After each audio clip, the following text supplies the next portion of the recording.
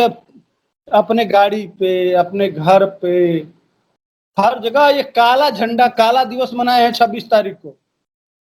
अबे जब काला दिवस ही मनाना था तो मुंह पे काली पोत लेते, सबसे बढ़िया रहता। टीवी वाले भी बड़े ध्यान से देखते और तुम लोगों का प्रचार भी हो जाता। उतना ही है तो झंडा लगाने से, काली कपड़ा लगाने से क्या होगा? मुंह पे काली पोत लो, सबसे ज्यादा प्रचार होगा। ये उसी लायक हैं, पब्लिक को भी इनके मुंह पे कालिक पोत देना चाहिए। यह कालिक इनके मन के अंदर जो काला बैठा है ना, यह कोई मोदी जी और जोगी जी को बदनाम करना नहीं है। वो तो भगवा थे, भगवा हैं और भगवा ही रहेंगे। उनका हिंदू तो हमेशा बरकरार रहेगा, दुनिया जानती है, दुनिया में अपना झंडा गाड़ दिए हैं। लेकिन यह जो काले मन से चाइना का एजेंट बन के पैसा कमा रहे हैं, भारत कमजोर रहेगा, यहाँ की फैक्ट्री बंद रहेगी, यहाँ के उद्योग धंधे बंद रहेंगे। यहाँ इसीलिए तो तोड़ दिया गया 1400, देखे नहीं 1400 रिलायंस की टावर तोड़ दिया गया। तो ये जो एक प्लान है कांग्रेस का, टूल किट, कांग्रेस का जो टूल किट है कि इस देश को गरीब बनाए रखो, राशन देते रहिए, उनको सुविधा देते रहिए और यह कहते रहिए कि हम गरीबी मिटाएंगे। जवाहरलाल नेहरू, इंदिरा गांधी, राजीव गांधी, मनमोहन सिंह, सब, सोनिया गांधी, सारे लोगों के भाषण में लब्बो लुआब यही बात थी कि गरीबी हम मिटाएंगे। गरीबी मिटी क्या? आज भी यह पूछ रहे हैं, गंगा में लाशें जा रही हैं, सारे लोग कह रहे हैं यार उनको लकड़ी नहीं मिल रहा है, वो लोग गरीब हो गए। तो क्या 6 साल में ही जोगी जी ने गरीब कर दिया? इसके पहले मुलायम के बेटवा की सरकार थी, उसके पहले मुलायम की सरकार थी, उसके पहले मायावती की सरकार थी, उसके पहले कांग्रेस की सरकार थी। गरीब बनाया तुमने, शासन बना चलाया तुमने, सारा कमजोर किया तुमने। और दोस्त 6 साल में जोगी जी, उसके लिए कितना ड्रामा हो रहा है, कोई कहने वाला नहीं है। लुटियन मीडिया है, पैसा खाई हुई है, बस यही बात है। यह राकेश टिकैत, यह जैसे इन 40 गिरोहों का सरगना है। डकैतों का एक सरगना होता है ना, चोरों का, तो चोरों का सरगना है। इसका मकसद सिर्फ देश कमजोर हो। यह एक तरह से आधुनिक जयचंद को जो लोग नहीं देखे होंगे, वह राकेश टिकैत को देख के जयचंद को आधुनिक में देखा जा सकता है कि हाँ ये इसी तरह से था जयचंद। तो इसी वजह से यह देश में यह किसी तरह से चाह रहे हैं कि सरकार गोली चला दे, इन लोगों को गिरफ्तार कर दे। देखे ना कि गिरफ्तारी की बात आई थी, किस तरह से रो रहा था भोकार पार के। और नहीं तो ये कहा कि मैं आत्महत्या कर लूंगा, 5 बार तो कह चुका है आत्महत्या कर लूंगा। अरे जाओ न कर लो यार। 1985 से पहले भारत की इकोनॉमी चीन से अच्छी थी, लेकिन पूछिए अगर इन चमचों से, इन गद्दारों से कि आखिर चीन ने ऐसा क्या किया कि वह सुपर पावर बन गया, अमेरिका के बाद दूसरे नंबर की इकोनॉमी बन गया। भारत इतना पीछे क्यों रहा? क्या यह 6 साल में हुआ? इसके लिए कौन जिम्मेदार है? किससे पूछा जाना चाहिए? कौन दोषी है? इस पर चर्चा करने के लिए कह दिए तो भाग के पैंट खोल के भागने लगते हैं। सर किस तरीके से देखते हैं आप? जो पहला सवाल मेरा है ये रहेगा कि जो किसान इस वक्त भी बिल पर सुप्रीम कोर्ट द्वारा रोक लगाने के बावजूद किसानों की रैलियां हो रही हैं, उसको किस तरीके से देखते हैं आप? ये किसान की रैली नहीं है भाई, ये आड़तियों की रैली, आड़तिया भी नहीं है, यह चीन के एजेंट हैं, देश विरोधी ताकतें हैं। इनको अब देखे थे ना, अब क्या क्या बताया जाए यार। ये यूपी चुनाव को प्रभावित करना है, अपना एजेंडा सेट कर रहे हैं। 2008 से 9 महीने के बाद यूपी में चुनाव होना है, 5 राज्यों में। राजस्थान कर रहे हैं, पंजाब है, यूपी है, उत्तराखंड है, इस 5 राज्यों में चुनाव होना है। इस तरह से इस 5 राज्य में वो बंगाल गए थे, कहाँ गए थे, क्या क्या ड्रामा किए।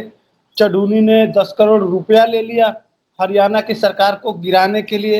यह सारा ड्रामा और सारा नौटंकी किस तरह से मुख्यमंत्री के कार्यक्रम में कब्जा करने का प्रयास किया गया, किस तरह से गुंडई किया गया, किस तरह से लाल किले पे चढ़ा गया, किस तरह से ट्रैक्टरों से क्या क्या किया गया, दिल्ली पुलिस के कितने नौजवान जवानों को मारा गया, पीटा गया, उनके साथ बदतमीजी की गई, और औरतों के साथ पुलिस स्टाफ के साथ किया गया।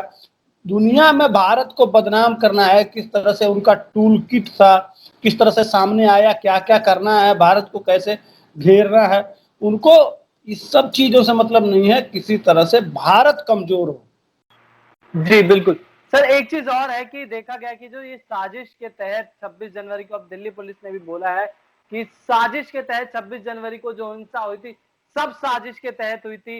लाल किले को एक नया धरना स्थल बनाने की फिराक में थे जो किसान नेता हैं, और बूढ़ों को वहां बिठाने वाले थे। शाहीन बाग में औरतें बैठी थी और लाल किले पर बूढ़ों को बिठाने वाले थे।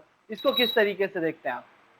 ये टूल किट है, ये सही बात है, बिल्कुल एकदम सही परसेप्शन। अच्छा एक बात बताइए, दिल्ली पुलिस का नौजवान उस झंडे को उतार नहीं पा रहा है, दिल्ली पुलिस का जवान चढ़ रहा है उस जिस पे झंडा लगा था, जिस पे तिरंगा उतार के और निशान साहब का झंडा उतार वो किया गया है, फहराया गया। तिरंगा भी नीचे से लोग दे रहे थे, लेकिन तिरंगा न बांध के सिर्फ वो व्यक्ति ट्रेंड बंदा था, वो वहां से लाया गया था। मेरा एक वीडियो इस पे बहुत चला है, वो एक और सर खुलासा भी हुआ है कि उसकी बेटी की एक कॉल रिकॉर्डिंग भी निकल के आई है, जिसमें कहा जा रहा है कि उसको 50 लाख रुपए मिले हैं ये चीज करने के लिए। हाँ, वो तो मैं पहले से ही घोषणा नहीं कर दिया था, ये जो सिख फॉर जस्टिस वाला जो कह दिया था कि अगर आप वहां निशान साहब का झंडा लगाओगे तो 50 लाख रुपया देंगे, इतने करोड़ रुपया देंगे। ये दुनिया के जो आतंकवादी संगठन हैं, ये आतंकवादियों का एक गैंग है, वही पैसा दे रहे हैं, वही संचालित कर रहे हैं। इसके पीछे चीन है, भारत को कमजोर करना है। ऑलरेडी ट्रंप को चीन के साजिश के वजह से ट्रंप हट चुके हैं, मोदी जी और योगी जी को हटाना है, इसीलिए सारा षड्यंत्र किया जा रहा है। आपसी फूट भी इनमें दिखाई दे रही है। चढ़ूनी ने कहा है, राकेश टिकैत तुम हरियाणा में बहुत नेतृत्व कर रहे हो, आंदोलन कर रहे हो, यहाँ बहुत घूम रहे हो, उत्तर प्रदेश में कुछ नहीं हो रहा है। तो ये सब जो दिखाई दे रहा है सब साजिश के तहत हो रहा है, और सरकार इनको छेड़ना नहीं चाहती है कि अभी कोरोना काल चल रहा है, देश अभी विकट परिस्थितियों में है, इकोनॉमी की स्थिति ठीक नहीं है। अभी कान में डाल के किसी प्रकार का कोई विवाद न खड़ा किया जाए, पहले देश को पटरी पे लाया जाए, देश के ग्रोथ को संभाला जाए, देश को गरीबी से बाहर निकालने का प्रयास किया जाए। यह इसमें लगी हुई है 24 घंटा सरकारें अपना काम कर रही है। देश के हर आदमी के पास राशन से लेके सारी चीजें उपलब्ध करा के कोई भूखों मरे ना। यह तो देखे है ना, वहां बंगाल से बुला के और एक महिला को मार दिए जी, यही इनके ये बलात्कारी, ये बंगाल से मंगा के एक कोरोना से मर गई है, वह 3 बुजुर्ग लोग यहाँ कोरोना से मर गए हैं। ये हरियाणा में 70% कोरोना फैलाने का यही लोग जिम्मेदार हैं। पंजाब में सबसे ज्यादा यह मामला फैल रहा है। वहां के कैप्टन अमरिंदर कह भी रहे हैं कि 26 तारीख को कोई फिर भी यह कार्यक्रम करे। यह फिर से तीसरे वेव लाने के लिए सारा षड्यंत्र राकेश टिकैत एंड कंपनी। ज्यादा से ज्यादा भीड़, चूंकि मोदी जी ने 10 दिन में पिछली बार भी लॉकडाउन के माध्यम से पूरी दुनिया में हाहाकार मचा, लेकिन 135 करोड़ लोगों का देश मोदी जी ने इतने अच्छे ढंग से कोरोना को हैंडल किया कि सबसे सुपर ढंग से निकल गया भारत। अमेरिका भी फेल, इटली भी फेल, फ्रांस भी फेल, जर्मनी भी, ये बड़े सुपर क्लास के देश हैं, बहुत पैसा है इनके पास, बहुत इंफ्रास्ट्रक्चर है। लेकिन जो मौतों का आंकड़ा है, जो स्प्रेड का आंकड़ा है, सब में पिछली बार सुपर निकला था भारत। यह जो कि एक गरीब देश, सामान्य देश, वहां का एक प्रधानमंत्री 135 करोड़ को लेके इतना बढ़िया से निकाल लिया। यह जो छटपटाहट है इन अंग्रेजी देशों का, इस विकसित देशों का, इनका यह डर भारत में यह सेकेंड वेव ला के किसी तरह से मोदी जी को बदनाम करना था। उसको भी 10 दिन में भारत सरकार ने ऑक्सीजन देके, वेंटिलेटर देके, ट्रेनों से चला के, सेना को लगा के जिस तरह से हैंडल किया है, आज दिल्ली भी ठीक है, उत्तर प्रदेश में योगी जी के क्या कहने हैं, पूरे देश में कोरोना फिर कंट्रोल कर लिया भारत सरकार ने। इससे घबराए हुए जो ये देश हैं, यह अपना पैसा लगा के किसी न एन केन प्रकरण भारत को कमजोर करना है, मोदी जी को हटाना है। उसी चूंकि मैं तो मानता हूं कि सोनिया गांधी खुद एक टूल किट है, उनकी शादी ही टूल किट के हिस्सा मैं सोनिया गांधी को टूल किट का हिस्सा मानता हूं। पूछिए क्यों? इसलिए कह रहा हूं, सोनिया गांधी आई तो उनका देवर मर गया आसमान में, ठीक। उसके बाद से मेनका गांधी को घर से निकलवा दी, ठीक। बहुत अच्छे ढंग से मेनका गांधी को सोनिया ने निकलवा दिया। उसके 1.5-2 साल के बाद अपने सास को मरवा दी। ऐसा चक्र, वही चढ़ाती थी, वही बात करती थी, ऐसा घर में रह के ऐसा मोटिवेट किया। राजीव गांधी के 135 सभाओं में थी, लेकिन जहां दक्षिण में जहां वो जाके उनके साथ दुर्घटना घटी, वो शहीद हो गए, वहां सोनिया गांधी नहीं थी। तो जब इस चरित्र को देखते हैं, इसलिए कि वो तो बार बाला है, तो सोनिया गांधी की शादी ही भारत को कमजोर करने के लिए, भारत को बर्बाद करने के लिए यह टूल किट की हिस्सा है। वह महिला भारत को बर्बाद करने के लिए, और वह यहाँ बैठ के चीन से समझौता किया जाके। जी सर, एक चीज और है इसमें कि हमने देखा कि जो दिल्ली पुलिस ने एक डाटा मिला दिल्ली पुलिस को कि जिसमें कहा जा रहा है कि 26 जनवरी से कुछ दिन पहले ही, 1 महीने पहले ही जो ट्रैक्टर खरीदने की संख्या थी वो एकदम से दुगनी हो जाती है। आखिर ये पैसा आया कहां से? और एक आरोप राकेश टिकैत पर भी लग रहा है कि उनको चाइना से फंडिंग हो रही है, जिस पर वो भी कुछ नहीं कहते हैं। अचानक 100% बढ़ जाए, तो इसीलिए कहा जा रहा है ना कि यह अंतर्राष्ट्रीय साजिश के हिस्सा के तहत भारत को कमजोर करना है। भारत जिस रेशियो में चल रहा है, जो प्लानिंग चल रहा है, क्योंकि हर देश का अपना खुफिया विभाग है। आईएमए ने क्यों कहा कि 13% ग्रोथ रहेगा?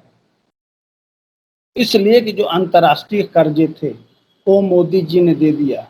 हमारे वहां जितनी दवा की कंपनियां हैं, सारा कच्चा माल आता कहां से? चीन से।